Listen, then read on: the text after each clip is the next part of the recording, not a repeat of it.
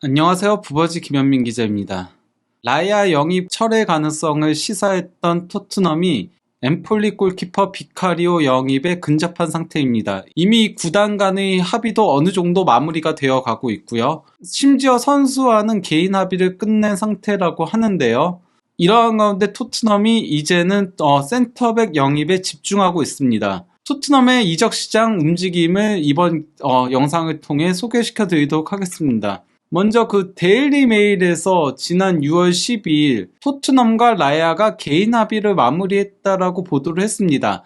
다만 문제는 4천만 파운드, 하나 약 650억에 달하는 이적료가 걸림돌로 작용을 하고 있다라고 보도를 했습니다. 즉 토트넘은 라야를 영입하고 싶어하고 선수와는 개인 합의에 끝났으나 브렌트포드가 원하는 4천만 파운드의 이적료를 지불할 계획 자체가 없다라는 것인데요. 이적시장 전문 기자인 파브리치오 로마노 역시도 토트넘과 라야가 계약 제안서의 세부 사항에 모두 그 합의를 본 상태라고 했습니다. 그리고 최근 2주 동안에 라야 영입설에 연결되고 있는 또 다른 구단인 첼시와 라야 에이전트 쪽에 접촉이 없었다. 즉 현재 라야 영입에 입찰한 구단은 토트넘 단 하나밖에 없다라고 글을 적은 바 있는데요. 이러한 가운데 6월 17일에 라야가 영국 정론지인 타임즈와의 인터뷰에서 난 내 경력의 다음 스텝을 밟으려는 야망이 있다. 난 앞으로 몇 년 안에 타이틀을 따고 유럽에서 경쟁하고 싶다라고 하면서 이적을 시사하고 나섰습니다. 라야가 직접 이제 입까지 열면서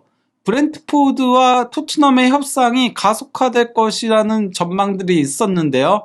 하지만 브렌트포드 쪽에서 완강하게 4천만 파운드를 요구하고 있었고요. 20일자 보도로 90미닛에서 토트넘이 브렌트포드와의 이적료 견해차 때문에 라야 영입 철회 가능성을 시사했다라고 보도를 했습니다. 그리고 라야 영입에 실패할 시에 엠폴리 골키퍼 비카리오, 인테르 골키퍼 오나나, 브라이턴 골키퍼 로베르트 산체스, 발렌시아 골키퍼 마마르 다시빌리, 도르트문트 골키퍼 그레고르 코벨 등이 연결되고 있다라고 보도를 한 건데요. 이 중에 사실 그 오나나와 코벨 같은 경우는 라야도 영입 못하는데 이들을 영입할 수 있을 리가 만무하죠. 즉 현실적인 대안은 비카리오와 로베르트 산체스 그리고 마마르 다시빌리 이렇게 3명이었다라고 볼 수 있겠는데요. 파브리시오 로마노 기자도 비카리오와 마마르 다시빌리가 토트넘 영입 명단에 이름을 올렸다라고 같은 날에 글을 올렸습니다.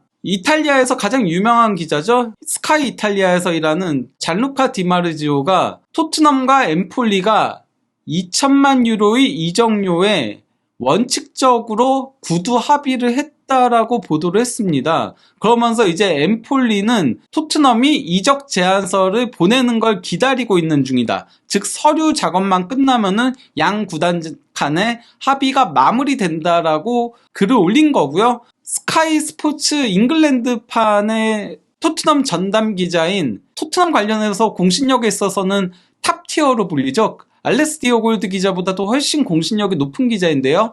리알 토마스가 토트넘과 엠폴리가 비카리오 이적에 구두 합의했다라고 보도를 한 겁니다. 그러면서 뭐 이적료는 이제 2천만 유로라고 그렇게 똑같이 보도를 한 건데요. 여기에 더해 이제 파브리치오 로마노 기자가 토트넘과 비카리오가 개인 협상에 합의를 했다라고 글을 올렸습니다. 그러면서 이미 토트넘은 라야와도 개인 협상에 합의를 했었으나 브렌트포드가 요구하는 4천만 파운드가 너무 높다라고 판단을 했기에 비카리오에게 오퍼를 한 거라고 그렇게 글을 적은 겁니다. 데일리 메일 역시도 토트넘이 비카리오 영입 제의를 했다라고 보도를 하면서 여기서 하나 더 추가적으로 들어간 게 포스테코글루 감독이 비카리오 영입을 열망하고 있다라고 적은 겁니다. 다만 여기서 다른 이제 기사들과의 차이점이 있다면은 여전히 토트넘은 라야 영입을 놓고 브렌트포드와 대화하고 있다라고 한 건데요.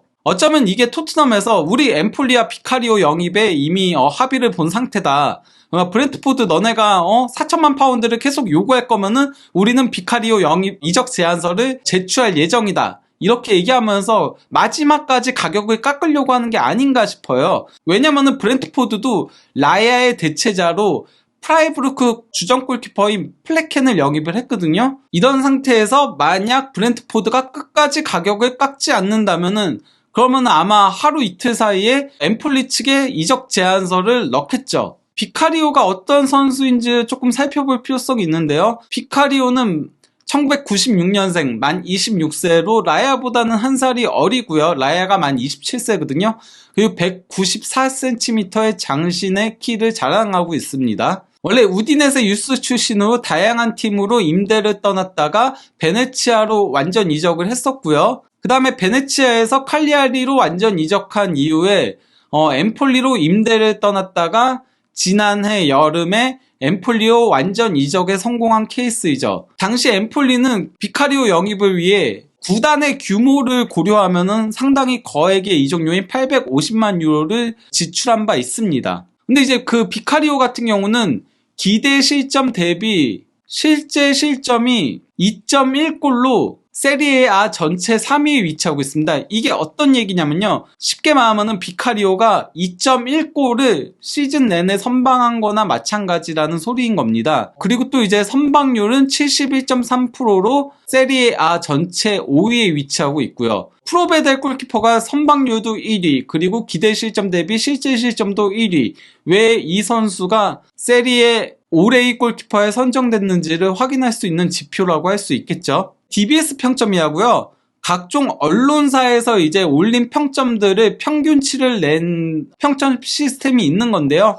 여기서 비카리오가 세리에 A 전체 평점 6위에 당당히 이름을 올렸습니다. 1위가 나폴리 공격수 오시멘이고요. 2위가 나폴리 감독 스팔레티, 3위가 또 다른 나폴리 공격수 크바라첼리아, 4위가 사솔로 공격수 베라르디, 5위가 몬짜 감독 팔라디노가 위치하고 있고요. 김민재 선수가 8위에 위치하고 있었는데요. 참고로 비카리오는 골키퍼 중에서는 유일하게 탑10에 진입을 했었고요. 김민재 선수도 수비수 중에서는 유일하게 탑10에 진입한 선수였습니다. 통계를 기반으로 하는 소파스코어 평점에서도 비카리오가 프로베델 골키퍼에 이어서 7.05점으로 골키퍼 부문 2위를 기록을 했습니다. 즉 이런 점들만 놓고 보더라도 비카리오가 지난 시즌 세리에 A 최정상급 골키퍼 중 한 명이었다는 걸 확인할 수 있죠.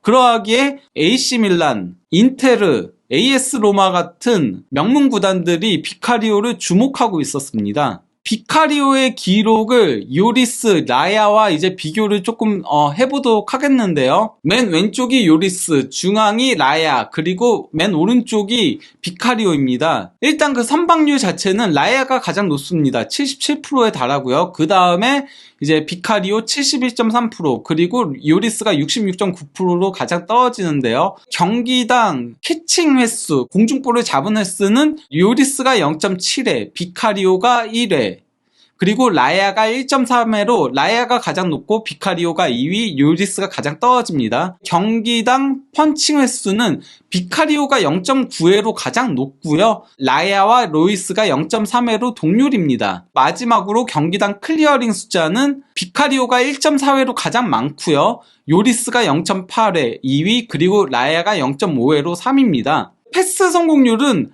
요리스가 73.5%로 가장 높고 그 다음에 비카리오가 68.7%, 그리고 라야가 60.7%인 건데요. 근데 이게 약간 허수가 있어요. 요리스의 패스 성공률은 다소 뻥튀기 되는 게 있는데요. 어떤 부분에서 확인할 수 있냐면요. 요리스는 롱패스 비율이 40.7%로 상당히 높은 데다가요. 전진 패스 비율이 46.6%로 상당히 떨어져요. 즉 요리스는 바로 옆에 있는 센터백들한테 패스를 주고 떠넘기기 식의 패스가 많았어요. 거기다 이제 90분당 패스 횟수도 25.1회로 가장 떨어집니다.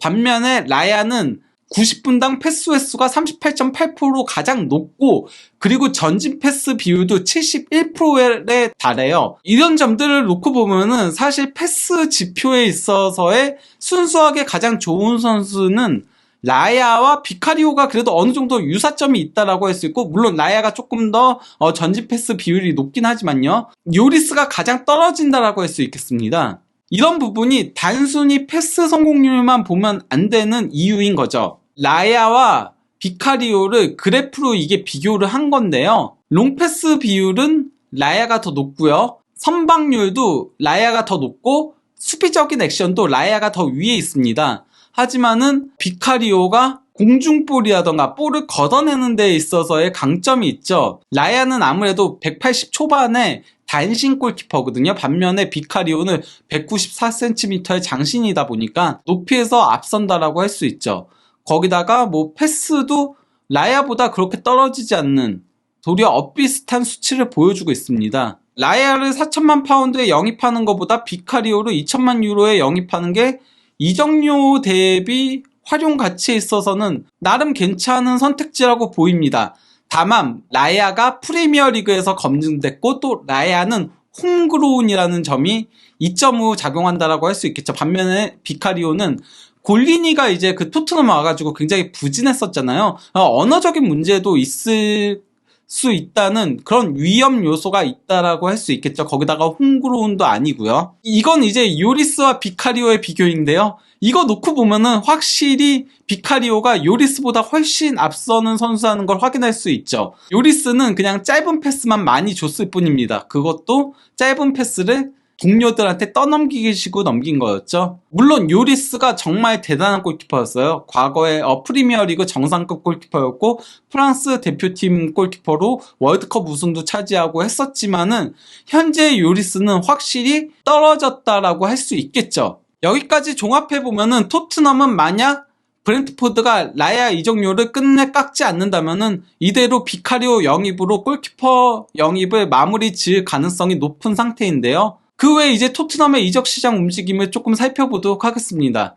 먼저 토트넘은 클루세스키를 완전 영입했는데요. 원래 토트넘은 유벤투스에게 완전 영입 옵션으로 3,500만 유로의 이적료가 책정되어 있었는데요. 3,500만 유로보다 500만 유로를 깎은 3,000만 유로에 영입을 했고요. 심지어 6년 할부로 영입을 했습니다. 라야에서 비카리오로 넘어간 거라던가 그리고 또 이제 클루세스키 완전 영입 옵션이 있었는데 이것조차도 할부에 깎은 걸 놓고 보면은 레비 회장이 얼마나 지독한 구두쇠인지를 다시 한번 확인할 수 있다라고 할 수 있겠죠. 사우디아라비아 알이티하드로부터 이제 러브콜을 받았던 손흥민 선수는 엘살바도르와의 경기가 끝나고 믹스존 인터뷰에서 국내 기자들한테 이제 토트넘 잔류 의사를 표명을 했었죠. 영국 현지에도 전해져서 스카이 스포츠에서도 보도가 나온 건데요. 내용은 난 프리미어리그에서 할 일이 많이 있다. 지금은 돈이 중요하지 않고 내가 좋아하는 리그에서 축구를 한다는 자부심이 중요하다.